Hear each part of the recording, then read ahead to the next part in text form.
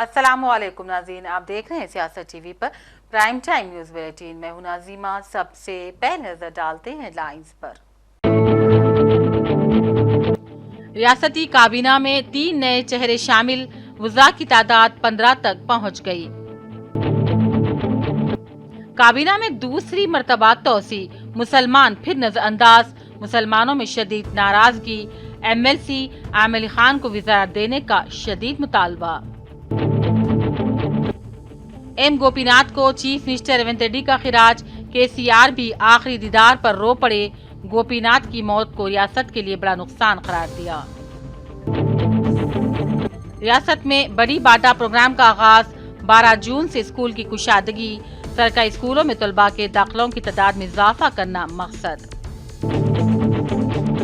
जिले भोपालपल्ली के मेडीगड्डा बैरेज में 6 नौजवान गरकाब। मुसलसल बारिशों की वजह से गोदावरी में पानी का बहाव, जवानों की तलाश हो रही है मुश्किल। मणिपुर में ताज़ा तशद्दुद से हालात संगीन, इंटरनेट भी मुअत्तल, कर्फ्यू नाफिज। 25 अरकान असम्बली ने गवर्नर से की मुलाकात, सूरत हाल को करार दिया तशवीशनाक।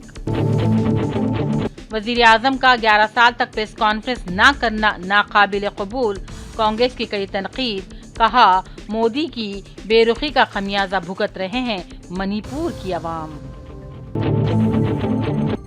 और टीम इंडिया के रिंकू सिंह की समाजवादी पार्टी MP के साथ सगाई। लखनऊ मुनक़िदा तकरीब में सरकर्दा कायदीन की शिरकत। हेडलाइंस आप देखी, अब पेश है खबरों की तफसील। आज रियासत में 3 अरकान असम्बली ने नए वज़रा के तौर पर हलफ उठाया। रियासत के गवर्नर जयदेव वर्मा ने राजभवन में उन्हें वजीर आला के सामने हलफ दिलाया। इस मौके पर वजीर आला रेवंत रेड्डी, कानून साज कौंसिल के chairman G Sukhender Reddy, assembly speaker G Prasad Kumar, नायब वजीर आला मल्लुभट्टी विक्रमार्का, कई दीगर रियासती वज़रा, chief secretary Ramakrishna Rao, DGP doctor Jitender, Majlis के फ्लोर लीडर अकबर ओवैसी और दीगर भी मौजूद थे। इस तकरीब में जी विवेक वेंकट स्वामी, A लक्ष्मण और VC हरि को हलफ दिलवाया गया। అనే నేను అడ్లూరి లక్ష్మణ్ కుమార్ అనే నేను శాసనం ద్వారా నిర్మితమైన భారత రాజ్యాంగం పట్ల నిజమైన విశ్వాసం విధేయత చూపుతానని, భారతదేశ సార్వభౌమాధికారాన్ని సమగ్రతను కాపాడుతానని, తెలంగాణ రాష్ట్ర మంత్రిగా నా కర్తవ్యాన్ని శ్రద్ధతో అంతఃకృత శుద్ధితో నిర్వర్తిస్తానని, భయం కానీ పక్షపాతం కానీ రాగద్వేషాలు కానీ లేకుండా రాజ్యాంగాన్ని శాసనాలను అనుసరించి ప్రజలందరికీ న్యాయం చేకూరుస్తానని దైవ సాక్షిగా ప్రమాణం చేస్తున్నాను. అనే నేను అడ్డూరి లక్ష్మణ్ కుమార్ అనే నేను తెలంగాణ రాష్ట్ర మంత్రిగా నా పరిశీలనకు వచ్చినా లేదా నాకు తెలియవచ్చినా ఏ విషయాన్ని కర్తవ్యాలను సక్రమంగా నిర్వహిస్తానని, అవసరమైన మేరకు తప్ప ప్రత్యక్షంగా కానీ పరోక్షంగా కానీ ఏ వ్యక్తికి లేదా వ్యక్తులకు తెలియపరచనని లేదా వెల్లడించనని దైవ సాక్షిగా ప్రమాణం చేస్తున్నాను.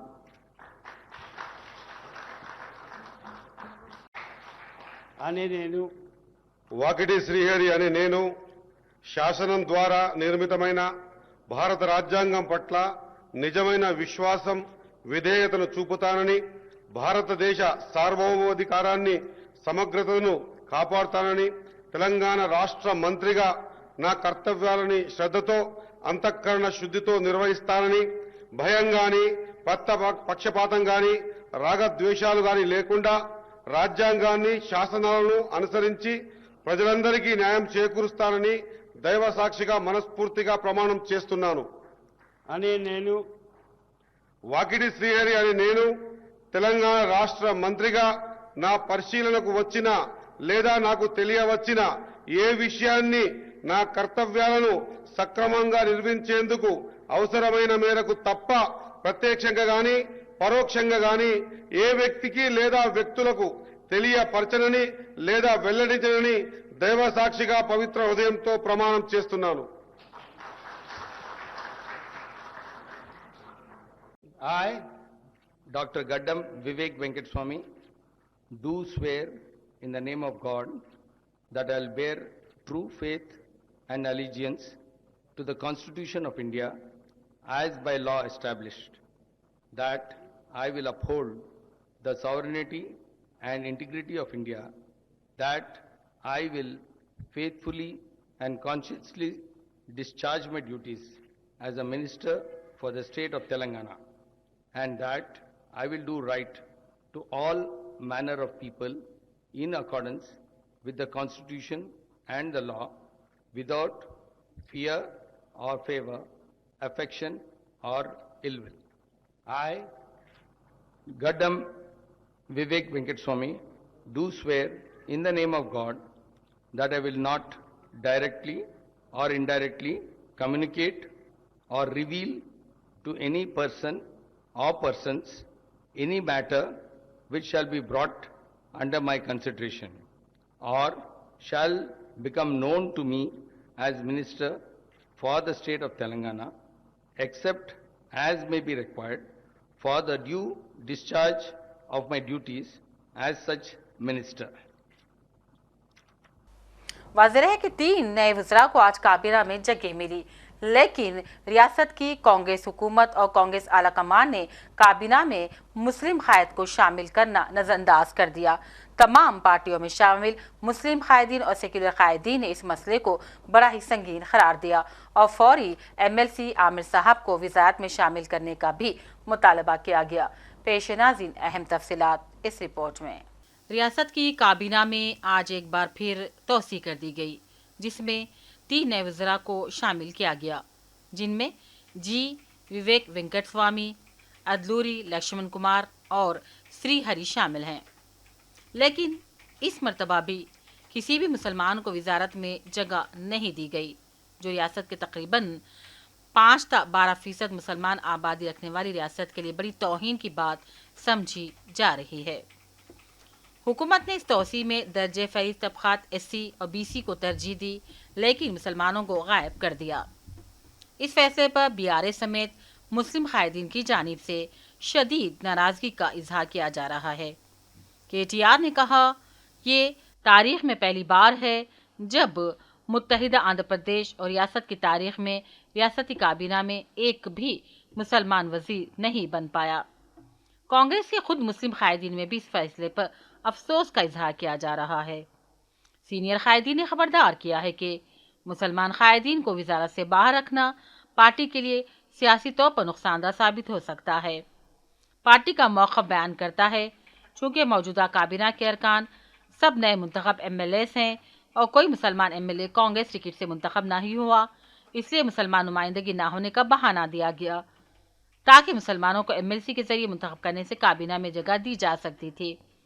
रियासत के 119 रुकनी असम्बली में से 18 वज़रा के लिए जगह दस्तयाब है और इस वक्त काबीना में 6 नशिस्तें खाली पड़ी हैं, मगर पिछले 17 माह में कोई मुसलमान नुमाइंदा वज़ारत में शामिल नहीं किया गया। बाज़ मुस्लिम तंजीमों ने कहा कि रियासत में मुसलमानों की नुमाइंदगी ना होना एक रवैया इम्तियाज़ है। उन्होंने इस बात पर जोर दिया कि वादा खिलाफी ना की जाए। रियासत में काबीना में मुसलमानों को नुमाइंदगी ना देने का सियासी मौजू बन गया है, जिसने रियासत की सियासी जमातों और मुस्लिम तबके के दरमियान नाराज़गी को जन्म दिया है।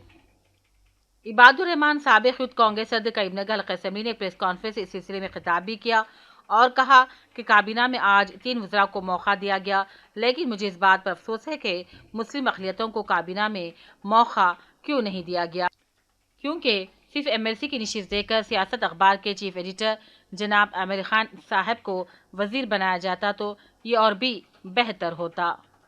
आज तेलंगाना हुकूमत के जानिब से 3 मिनिस्टरों का जो है ना हलफ लिया गया, खुशी की बात है, लेकिन एक तकलीफदा वाक़या बहुत ही दर्द के साथ ये कहना पड़ रहा है कि मुसलमानों को चांस नहीं दिया गया, क्योंकि कांग्रेस पार्टी सिर्फ मुसलमानों को इलेक्शन में वोट के हद तक इस्तेमाल करने वाली है।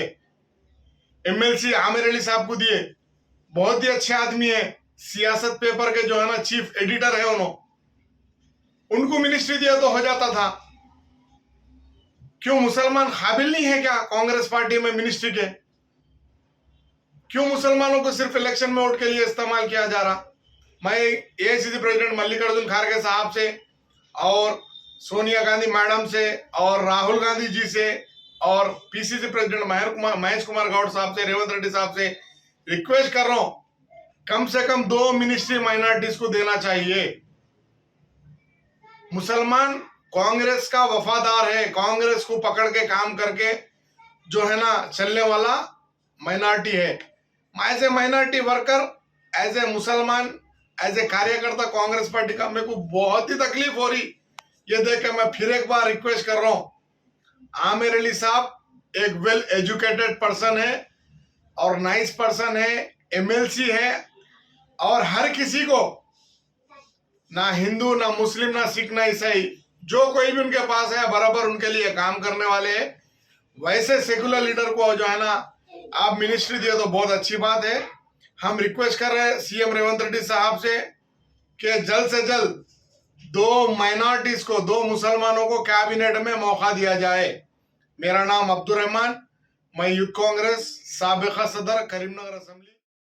इसी तरह रियासती काबीना में तोसी के बाद मुस्लिम नुमाइंदे की अदम शिरकत के ऊपर जहीराबाद कोहिर के मुस्लिम कायदी और कांग्रेस अक़लियती कायदियों BRS पार्टी कायदी ने भी सख्त बरहमी का इजहार किया और कांग्रेस हाईकमान और चीफ मिनिस्टर रेवंत रेड्डी के खिलाफ अपनी नाराजगी का इजहार किया।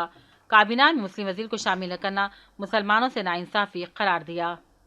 कि आज हिंदुस्तान की तारीख में सबसे काला दिन मनाया जाएगा, क्योंकि आज तक हिंदुस्तान की तारीख में ऐसा कभी नहीं हुआ जो सेकुलर, अपने आप को सेकुलर कहने वाली कांग्रेस गवर्नमेंट मुसलमानों के साथ दोहरा रवैया इस्तेमाल करते हुए पहली बार भी जो है मुसलमानों को कोई जगह नहीं दी गई।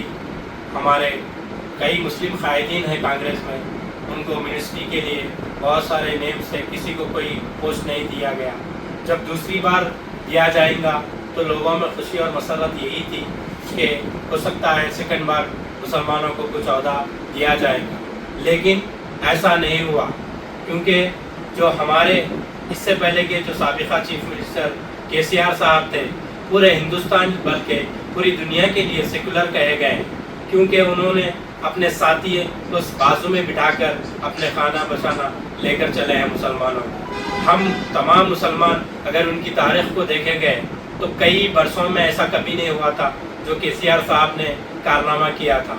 उसी तर्ज पर तेलंगाना में भी कांग्रेस के साथ भी हमारे मुसलमानों के साथ इंसाफ होगा हम सोचे हैं, लेकिन हमारे लोगों के साथ बहुत बुरी नाइंसाफ़ी हुई। इसी ज़मन में हम आज प्रेस मीट कर यही कहना चाह रहे हैं, देखो मुसलमानों, ये नारा जो कहा गया था मुसलमानों KCR को पहचानो, लेकिन ये नारा बिल्कुल गलत है। मुसलमानों कांग्रेस को पहचानो, मुसलमानों रेवंत रेड्डी को पहचानो, मुसलमानों पूरे हिंदुस्तान के मुसलमानों ये कांग्रेस की दोहरी पॉलिसी को पहचानो। आज कांग्रेस के इतने बड़े सीनियर लीडर गुलाम नबी आज़ाद साहब के साथ इंसाफ नहीं हुआ तो तुम हमारे साथ क्या इंसाफ करेगी ये कांग्रेस। मैं मेरे कांग्रेस नुमाइंदों से यही कहना चाहता हूँ, आप हमारे साथ आइए, TRS में BRS में शमूलियत हासिल कीजिए। हम KCR साहब से लड़कर हमारे मुस्तकबिल का, हम अपनी पोस्ट अपन लें, अपने मुस्तकबिल में अपने लोगों को काम देने के लिए, अपने लोगों को आगे बढ़ाने के लिए काम करें। मैं इतना कहते हुए फिर एक बार वबरकातुहू। आज हमारे को कांग्रेसी हुकूमत नाइंसाफ़ी करी, हमारे अंदर कोई मुसीबत आएंगे, कोई तकलीफ आएंगे, कोई परेशानी आएंगे, बोलने के वास्ते ना MLA नहीं थे, ना MP नहीं थे, ना मिनिस्टर नहीं थे। आज हमें कैबिनेट के अंदर उम्मीद रखे थे मुसलमानों को मिनिस्टर देते बोल के, वो मिनिस्टर भी नहीं दिए। हम कांग्रेस की हुकूमत से गुजारिश है कि जल्द से जल्द मिनिस्टर बनाने की दरख्वास्त कर रहे थे। रियासती काबीना में तोसी, फिर एक बार मुस्लिम कम्युनिटी को नजरअंदाज करना, कांग्रेस पार्टी हुकूमत की झूठी मुस्लिम दोस्ती आश्कार। रियासती काबीना में मुस्लिम वज़ारत की हर तरफ से पुरज़ोर मुतालबे के बावजूद मुस्लिम कम्युनिटी को नजरअंदाज करके दूसरी कम्युनिटी को रियासती काबीना में मौक़े फराहम करने से मुसलमानों का बड़ा तबका नाराज़ हो गया। सदर अबुल कलाम यूथ एसोसिएशन जगतियाल मोहम्मद अब्दुल मुजाहिद आदिल ने रियासती हुकूमत, चीफ मिनिस्टर, हाईकमान से मुतालबा किया कि फ़र्द वाहिद MLC मोहम्मद आमिर साहब को रियासती काबीना में जल्द शामिल करते हुए मुस्लिम दोस्ती का सबूत दें। ब्यूरो रिपोर्ट, सियासत TV। कांग्रेस के सीनियर कायद जमाल शरीफ एडवोकेट ने भी एक मीडिया के लिए बयान जारी किया और रियासती काबीना में मुस्लिम चेहरे को शामिल न किए जाने पर अपनी बेहद नाराजगी का इजहार किया। उन्होंने कांग्रेस आला कमान से अपील की है कि मुस्लिम कायद को वजारत में शामिल किया जाए। जमाल शरीफ एडवोकेट ने मुस्लिम मसाइल के लिए एक मुस्लिम वजीर का होना हुकूमत में ज़रूरी करार दिया। तेलंगाना के अंदर कांग्रेस हुकूमत तश्कील होकर तकरीबन 16 से 18 महीने हो रहे हैं, रियासती वजीर ना रहने की वजह से तेलंगाना के मुसलमान एक बेचैनी का शिकार हैं। हमारे कुछ भी मसाइल हैं तो हम हल करने के लिए किसी के पास जाने के लिए हमारा कोई वजीर नहीं है। आज रियासती काबीना का एक्सटेंशन हुआ, इसके अंदर मुस्लिम कायद को रियासती वजीर बनाने का उम्मीद लगा के मुसलमान थे, लेकिन आज रियासती काबीना में किसी भी मुस्लिम कायद को रियासती वजीर न बनाने पे एक मुसलमानों के अंदर बेचैनी है। रियासती चीफ मिनिस्टर और सदर प्रदेश कांग्रेस कमेटी और हमारे राहुल गांधी साहब, सोनिया गांधी, प्रियंका गांधी से हमारा डिमांड है, रिक्वेस्ट है कि जल्द से जल्द रियासती काबीना के अंदर मुस्लिम कायद को वजीर बनाया जाए। तेलंगाना के मुसलमान ने 2023 में असम्बली में कांग्रेस का साथ दिया, जिसकी वजह से चीफ मिनिस्टर रेवंत रेड्डी साहब ने तेलंगाना के चीफ मिनिस्टर बने और इसी तरीके से 2024 में पार्लियामेंट के अंदर मुसलमानों ने कांग्रेस के हक में वोट दिया, जिसकी वजह से पार्लियामेंट में ज़्यादा से ज़्यादा सीटें तेलंगाना के अंदर कामयाबी हासिल की है। हम चीफ मिनिस्टर रेवंत रेड्डी साहब और सदर प्रदेश कांग्रेस तेलंगाना महेश कुमार गौड और राहुल गांधी से रिक्वेस्ट कर रहे हैं कि जल्द से जल्द रियासती काबीना के अंदर मुस्लिम कायद को, मुस्लिम फर्द को रियासती काबीना के अंदर शामिल करते हुए तेलंगाना के मुसलमानों के लिए एक कायद को चुना जाए और हमारे जो मसाइल हैं हल करने के लिए हमें मौका मिले। बीआरएस के जुबली हिल्स के रुकने असेंबली मागंटी गोपीनाथ का आज देहांत हो गया। उनकी उम्र 62 साल बताई जा रही है। गुज़िश्ता जुमेरात यानी कि 5 जून को उन्हें दिल का दौरा पड़ा था, जिसके बाद गच्चीबौली में वाक़े एआईजी अस्पताल में उन्हें इंतहाई निगहदाश्त में वेंटिलेटर पर रखा गया था, मगर आज दौरान इलाज उनका देहांत हो गया। चीफ मिनिस्टर रेवंत रेड्डी ने गोपीनाथ की मौत पर शदीद अंजगम का इजहार किया। उनके मकान पहुंचकर उनका आखिरी दीदार करते हुए उन्हें खिराज पेश किया। चीफ मिनिस्टर ने गोपीनाथ की मौत को रियासत के लिए बड़ा नुकसान भी करार दिया और इस मुश्किल घड़ी में उनके खानदान के साथ मुकम्मल हमदर्दी का इजहार किया। साबिक वज़ीर आला बीआरएस सरबराह केसीआर ने भी तमाम कायदीन के साथ गोपीनाथ के मकान पहुंचकर आखिरी दीदार किया और ताज़ियत का इजहार किया। इस मौके पर केसीआर अपने जज्बात पर काबू न रख सके और बेइंतहा रो पड़े। तेलुगु देशम कायदीन ने भी एम गोपीनाथ का आखिरी दीदार किया और उन्हें खिराज पेश किया। समाजी फलाही तंजीम अंजुमन ख़वातीन तेलंगाना की जानिब से आज शाह फंक्शन हॉल रेडिल्स में गरीब व नादा लड़कियों की इज्तिमाई शादियों का एहतमाम किया गया था। अंजुमन ख़वातीन की सदर किशोर कामरान की निगरानी में तकरीबन 12 जोड़ों की इस मौके पर शादियां अंजाम दी गई। उन्होंने कहा, लड़कियों के लिए इस मौके पर माकूल जहेज़ और ज़िंदगी के अहम साजो सामान के साथ साथ उनकी मदद की गई। उन्होंने इस तकरीब के लिए दामे दरमे सख्ने मदद करने वालों के साथ इज़हार तशक्कुर भी किया। इसका अंजाम मेरे दोस्त, मेरे रिश्तेदार, सारे लोग के ताउन से ये काम पूरा होता है। अल्लाह हर इंसान जो इसमें ताउन करता उसके लिए खैर और बरकत और बेहतरी अता फरमा और इसका सवाब मेरे साथ शाहिदा बेगम साहिबा की रूह को पहुँचे, जिन्होंने ये कारोबार शुरू किया था। उनका ही वो था कि मैं भी ये काम कंटिन्यू करूं, तो अल्लाह ने मुझे हिदायत दी और मैं ये काम कंटिन्यू कर रही हूँ। इसमें मेरे हस्बैंड का और मेरे बेटे का भी बहुत साथ रहता और मेरे नज़ीर भाई भाई सब मिलके इस काम में काम करती है। मेरे नन, मेरे देवर, सब में जो हो सकता हमारे फैमिली वाले इसमें ताउन करते हैं। कितने शादियाँ होते हैं मैडम? ये हर साल 12, 15, 10 शादियाँ होते हैं और इनका पूरा बेचारे नादार लड़कियों के लिए ये शादियाँ की जाती और जितना हो सकता हम लोग उनके लिए सलामी देते और सारे चीज़ें देते उन लोग के लिए। रियासत के सरकारी स्कूलों में तलबा के दाखिलों की तादाद में इजाफा करने के लिए बड़ी बाटा प्रोग्राम शुरू हो चुका है। शहर के अलावा रियासत के तमाम तर अजला में टीचर्स मुख्तलिफ मोहल्लों का दौरा कर रहे हैं और बच्चों को सरकारी स्कूलों में दाखिला दिलाने के लिए मुहिम चला रहे हैं। स्कूलों में बुनियादी सहूलतों की फ्राहमी, नोटबुक्स, यूनिफॉर्म की तकसीम और साथ ही साथ ट्रेंड टीचर्स की मौजूदगी के बारे में तफसीलात फ्राहम करके वालिदैन और सरपरस्तों से मुलाकात कर रहे हैं और उनके बच्चों को सरकारी स्कूलों में दाखिला दिलाने पर जोर दे रहे हैं। रियासत के मेडीगड्डा बैरेज में अफसोसनाक सानहा पेश आ गया, यानी कि यहाँ 6 नौजवान गरक़ आब हो गए। तफसीलात के मुताबिक तमाम 6 नौजवानों की उम्र 20 साल से भी कम थी। एक शादी की खुशी में शरीक नौजवान तफरीह के लिए दरियाए गोदावरी के किनारे नहाने पहुंच गए थे, लेकिन उनकी ये खुशी जानलेवा और आखिर साबित हो गई और वो तमाम गर्क हो गए। ये दिल दहला देने वाला वाक़या ज़िले भोपालपल्ली के महादेवपुर मंडल के मेडीगड्डा बैरेज के करीब पेश आया। बालाई इलाकों में मुसलसल बारिशों की वजह से गोदावरी में पानी का बहाव बढ़ गया है, जिसकी वजह से लापता नौजवानों की तलाश मुश्किल हो गई है। शादी का घर मातम कदा में तब्दील हो गया। इलाके में भी बड़ी गम की लहर दौड़ गई है। अब नजर चंद अहम कौमी और बैनुल अक़वामी खबरों पर डालते हैं। मणिपुर में हफ्ते की रात एक बार फिर ताज़ा तशद्दुद के बाद दारुल हुकूमत समेत 5 अजला में कर्फ्यू लगा दिया गया है। इंटरनेट खिदमात मुअत्तल कर दी गई हैं। मणिपुर हुकूमत ने ऐलान किया है कि अम्फाल वेस्ट, अम्फाल ईस्ट, थोबल, कागजिंग और बिश्नोपुर अजला में अमन अमान की मौजूदा सूरत हाल को देखते हुए इंटरनेट खिदमात मुअत्तल की जा रही हैं। नोटिफिकेशन में कहा गया है कि इस बात का इम्कान है कि कुछ समाज दुश्मन अनासी सोशल मीडिया का बड़े पैमाने पर इस्तेमाल करते हुए लोगों के जज्बात को भड़काने वाली तस्वीर, गाली गलौज और नफरत अंगेज वीडियो पैगाम फैला रहे हैं, जिसका रियासत मणिपुर में अमन अमान की सूरत हाल पर संगीन असर पड़ सकता है। और उधर 25 अरकान असम्बली ने गवर्नर से मुलाकात की और तशद्दुद के हालात को इंतहाई तशवीशनाक करार देते हुए जामे क़याम अमन के लिए इक़दाम की ज़रूरत पर जोर दिया।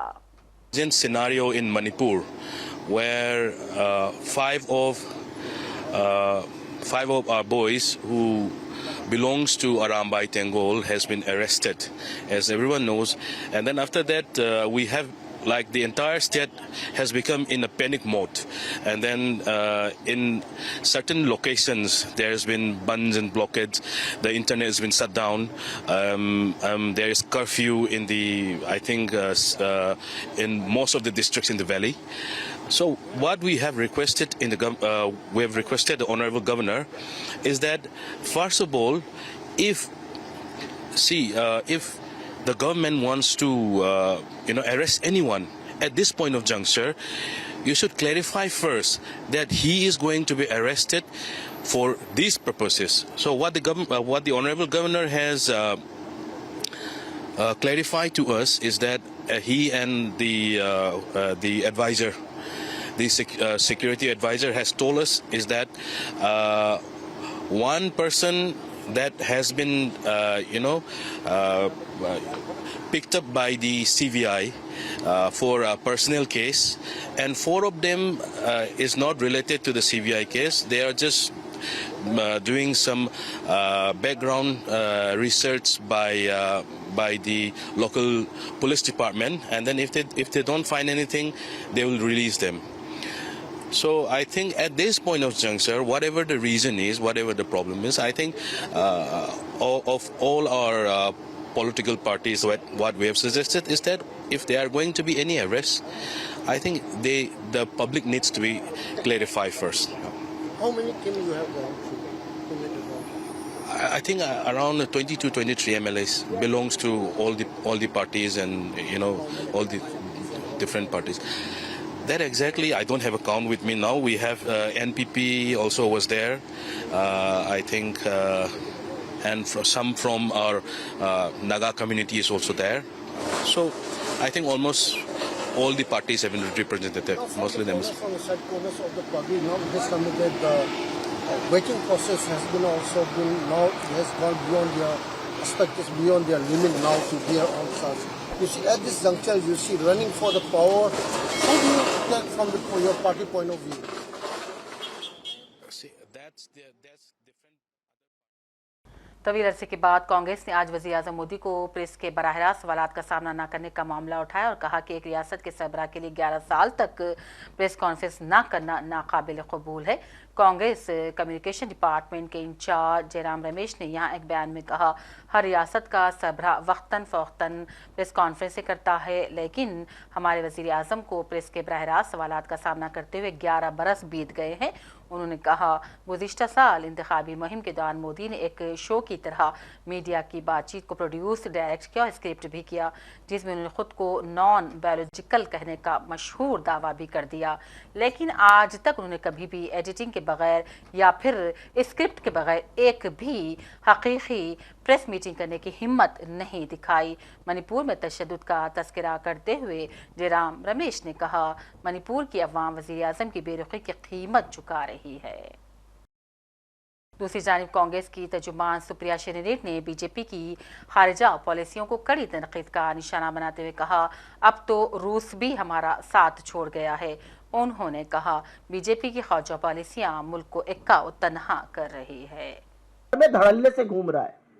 असलियत यह है कि आप IMF के $3 बिलियन से ज्यादा की एड को ना रुकवा पाए और ना एक भी मुल्क को अपने साथ इसके विरोध में खड़ा कर पाए। 1 जून को मोदी जी ADB के प्रमुख से मिलते हैं, 3 जून को ADB $800 मिलियन पाकिस्तान को दे देता है।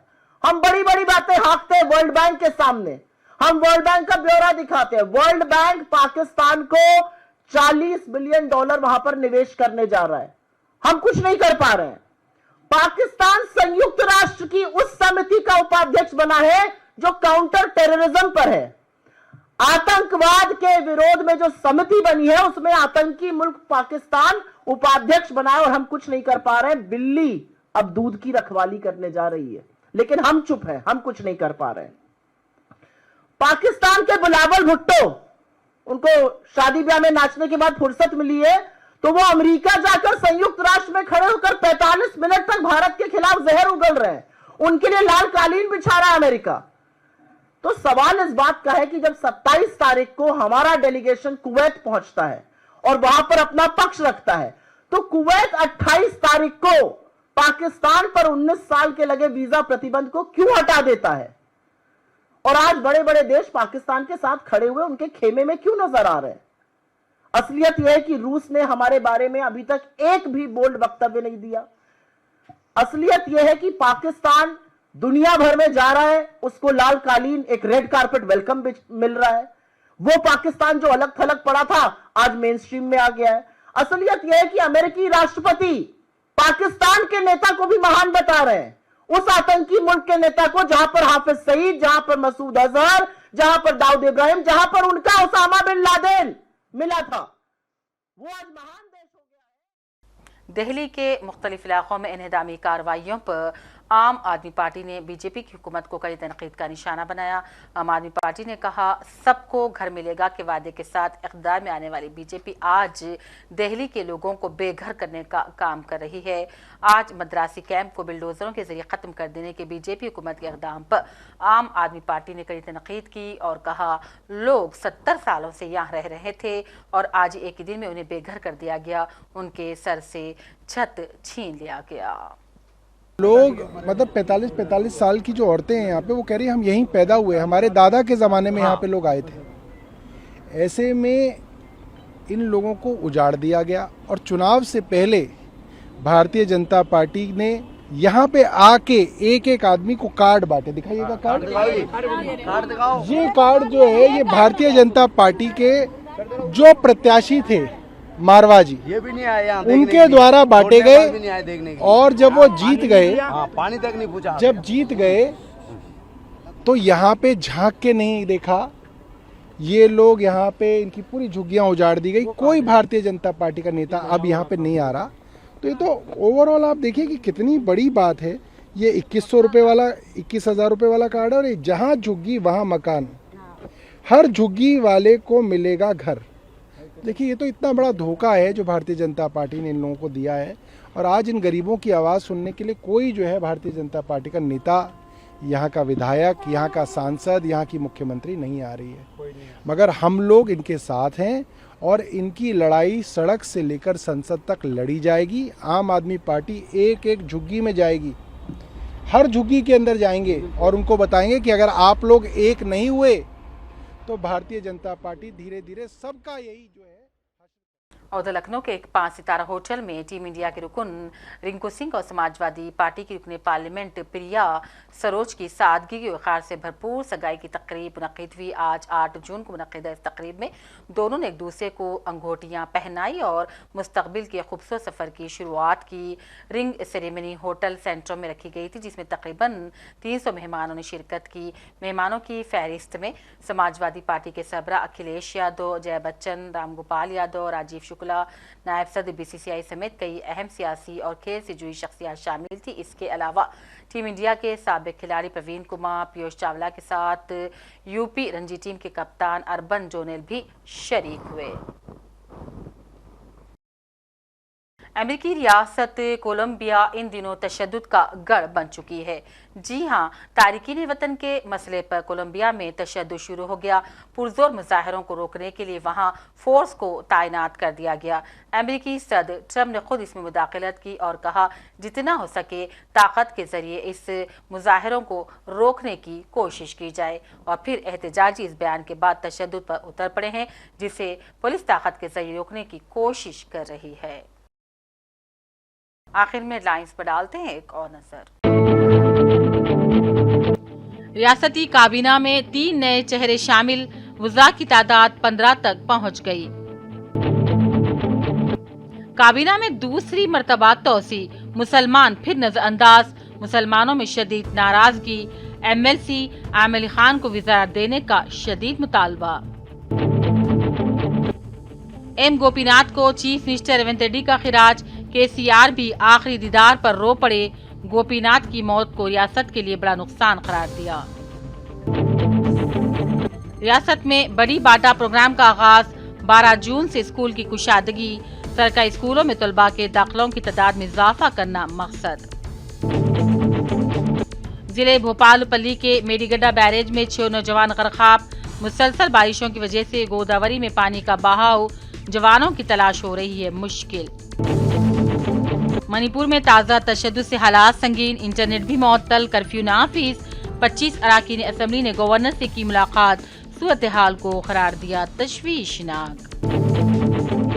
वजीर आजम का 11 साल तक प्रेस कॉन्फ्रेंस न करना नाकाबिल कबूल, कांग्रेस की कड़ी तनकीद। कहा मोदी की बेरुखी का खमियाजा भुगत रहे हैं मणिपुर की आवाम। और टीम इंडिया के रिंकू सिंह की समाजवादी पार्टी MP के साथ सगाई। लखनऊ मुनक़िदा तकरीब में सरकर्दा कायदीन की शिरकत। इसी के साथ प्राइम टाइम बुलेटिन का सिलसिला अब यहीं इख्तिताम को पहुंचता है। पूरी टीम के साथ दीजिए इजाजत। देखते रहिए सियासत TV। अल्लाह हाफिज।